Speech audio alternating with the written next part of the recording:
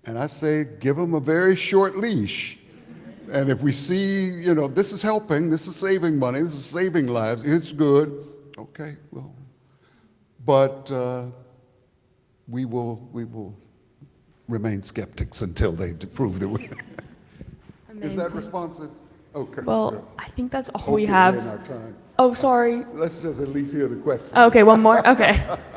Two more questions? Okay, two more questions. So sorry. Hi, I'm Tamika Francis, first year MDiv. You talked about us being leaders and writers, and I didn't remember that last phrase that you told us we could be. But how do what are some tips that we can kind of walk away with and begin to kind of grow into as new to this? Because we do want to be the face of change.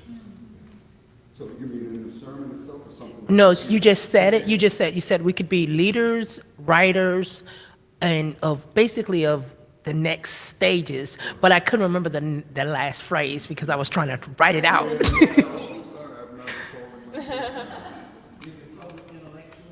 Yes, it had to do with the public intellectual. Yes, Right, yes. so, Thank yeah, you and so I- much. And I offered some other synonyms for those who don't feel comfortable with the intellectual language, that we could also think of ourselves as public moralists. I want to talk about the right thing to do in society. I always give that one phrase definition of justice. Justice is the art of restoring right relationships. That's all. Justice is restoring right relationships, even at a personal level.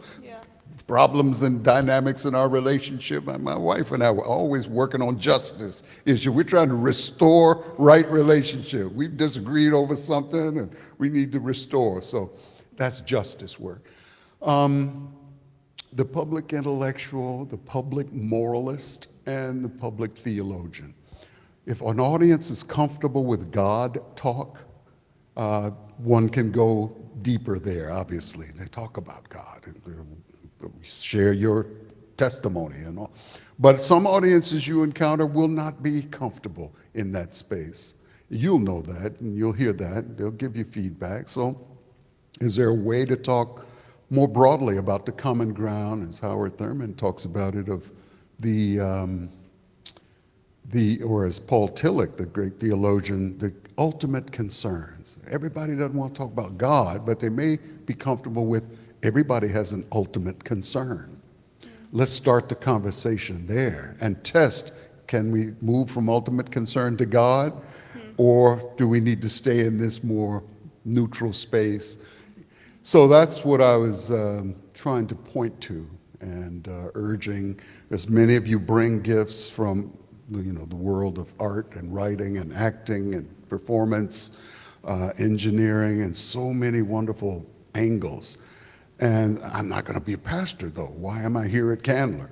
Well, there's other ways you can still do the work of restoring right relationships in society. You're doing justice work right here with this art and so on. So that's kind of what I was aiming toward, Tamika. Thank you for your question. Amazing. One more question? Yeah. I'll take it. Antoine, Antoine Wiggins, I'm in my second year.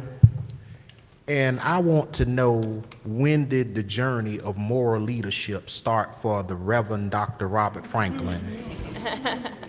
Meg says we don't have time for that. Well, just the short version, just the cliff notes. Is this on? Switch. Oh, here. Okay. And what was what was the defining moment that you decided to get into moral leadership? What was the shining and defining moment for you? So I'm going to answer this like in 3 or 4 sentences. There isn't more time. My friend and also my other master student advisee, Trey Daniel.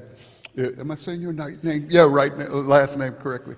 My grandmother was my first moral leader, model, a moral exemplar. I saw her break up a fight between 2 street gangs on the south side of Chicago. She didn't plan to do it that day. I was 8 years old. I was terrified for my grandmother. She was in the kitchen, And she heard an argument out in front of her house. We lived with my grandmother. And she ran out of the kitchen. I'll never forget the apron flying into across the porch, out, down the stairs, into the street. And I watched each of these moments. And I said, Grandma, what in the world are you doing? And these guys were muscle brown young guys arguing with each other. Thank God in that time they didn't have guns or carry guns, but they were ready to fight. And she went out into the street and stood. I just thought she'd just look at them and talk to them. She got into the street between the two groups and she said, you know, I know what it means for a mother to receive the phone call that her child has been harmed or killed. Because my son served in the army, he was in Italy, he was wounded. They called me from Italy and told me my baby was severely injured. None of your mothers want to receive that phone call. And none of them is going to get that call today. I watched these tough, muscle-bound guys look at each other, look at her, look to their friends, look at her. They started backing down. I said, oh my God. I said, Grandma, you're going to ruin my reputation out here. But they walked away. To be sure, they would fight another day, but not that day because of that one moral leader. And that sealed it for me. That's the kind of thing they do. So I'll leave it there. And maybe look for more like that. Yeah. Well, thank you. Thank you so much.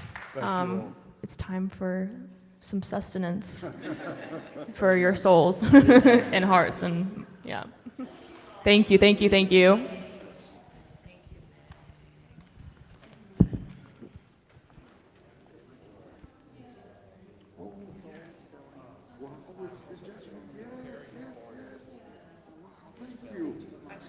That's right, that's right. Wow. Oh, this is so, yeah. Have you been to Japan? As a kid, and they signed up for the consumer class.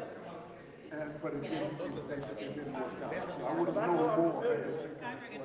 But yes, Yeah, they tend to take a right.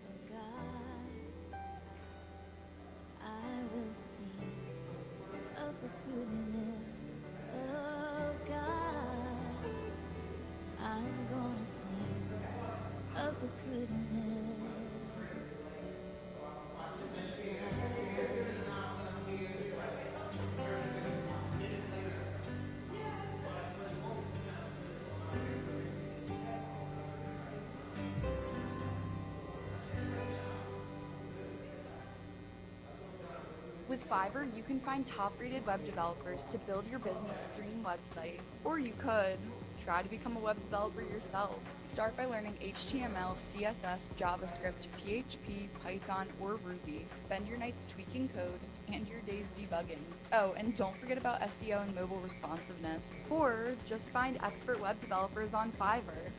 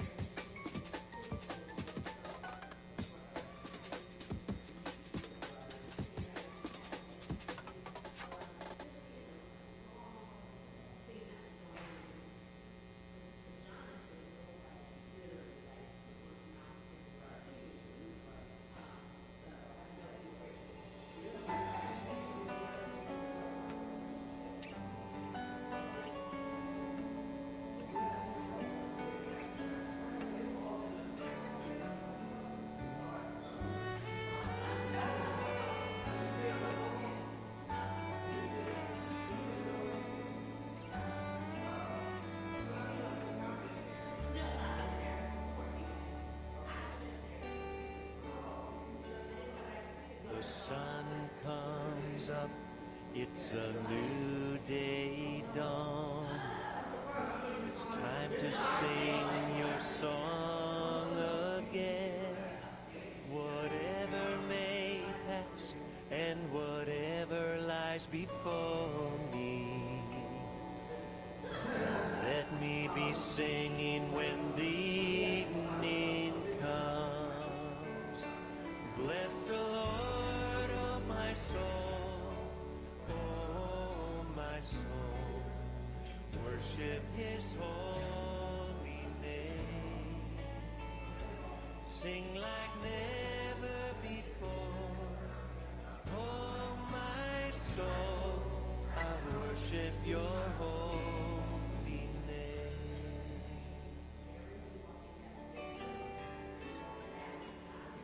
You're rich in love and you're so true. Your name is great and your heart is kind. For all your goodness I will keep on singing. 10,000 reasons for my heart to find. Bless the Lord, oh my soul, oh my soul. Worship His holy name. Sing like never before, oh my soul. I worship Your holy name.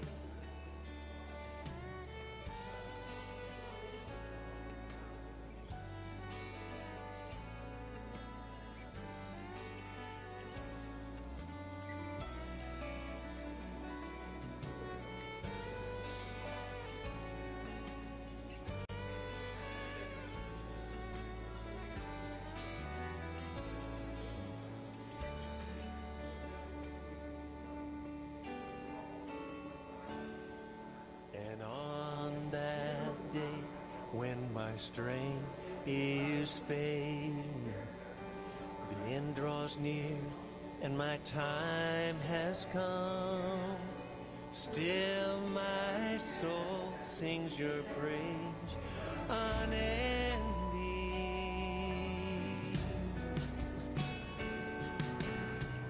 10,000 years and then forevermore.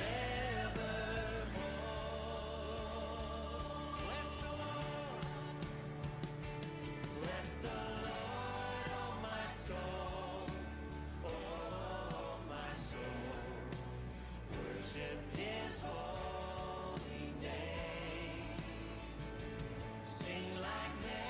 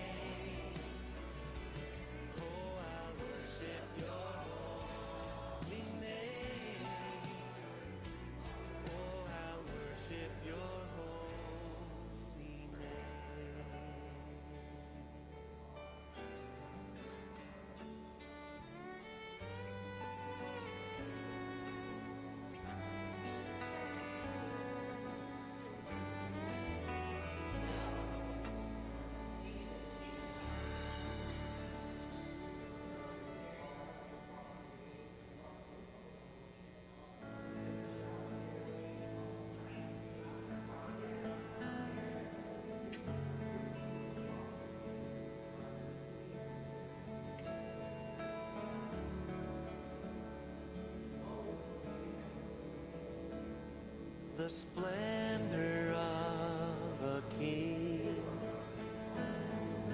clothed in majesty. Let all the earth rejoice, all the earth rejoice. He wraps himself in light, and darkness tries to hide, and trembles at his voice, trembles at his voice. How great is our God? Sing with me, how great is our God, and all will see how great is our God. Need inspiration? Shop Kroger for thousands of appetizing ingredients that inspire countless mouth-watering meals with savings beyond low prices. Like digital coupons worth over $600 each week and up to $1 off per gallon at the pump. So you can get big flavors and big savings. Kroger, fresh for everyone. Fuel restrictions apply. And right now, you can save when you shop your faves. Just buy 6 or more participating sale items and save 50 cents each with your card. Kroger, fresh for everyone.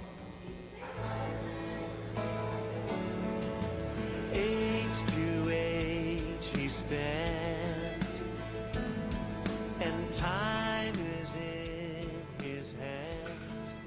Beginning and the end, beginning and the end. The Godhead, 3 in 1. Father, Spirit, Son, the Lion and the Lamb, the Lion and the Lamb. How great is our God? Sing with me, how great is our God? And all will see how great is our God. Name above all names, name above all names, worthy of all praise.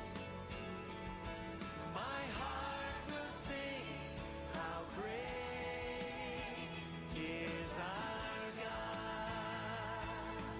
He's the name above, he's the name above all names.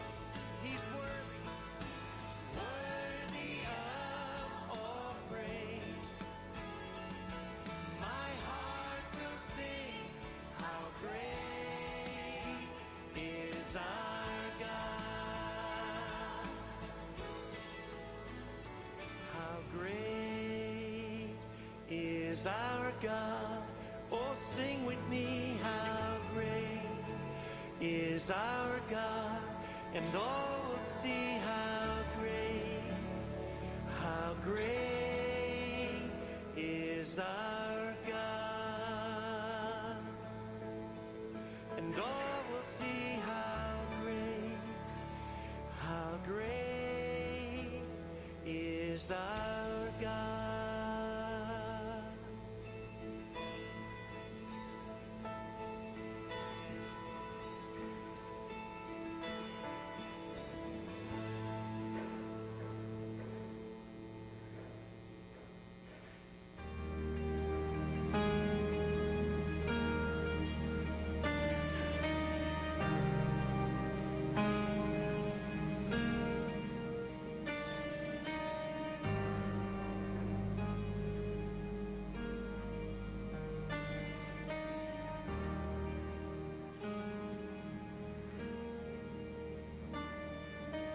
I just want to speak the name of Jesus over every heart and every mind.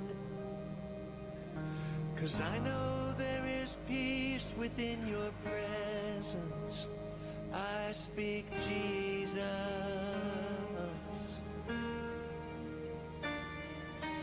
I just want to speak the name of Jesus.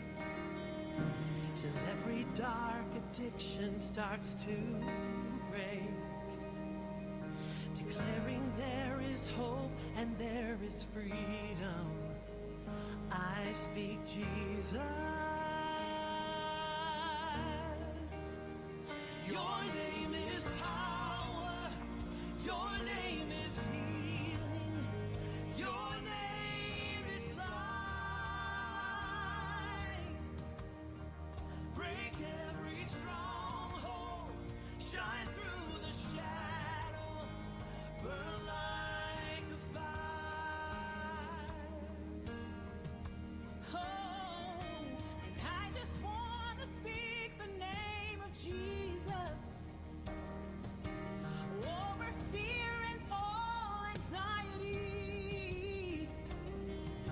To every soul held captive by depression, I speak Jesus. Your name is power.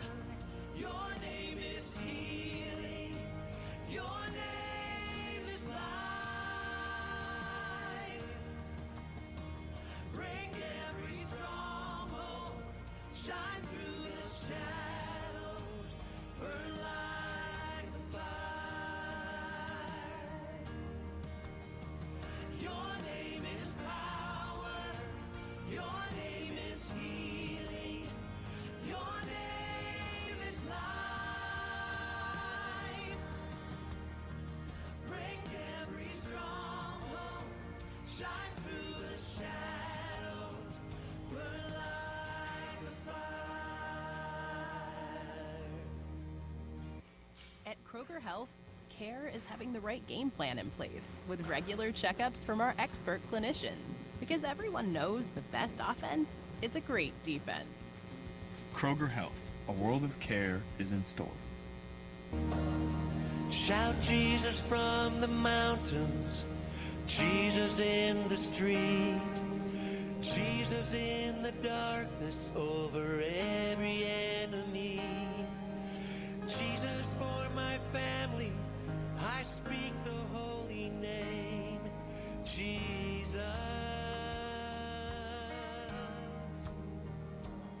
Shout Jesus from the mountains, Jesus in the streets, Jesus in the darkness.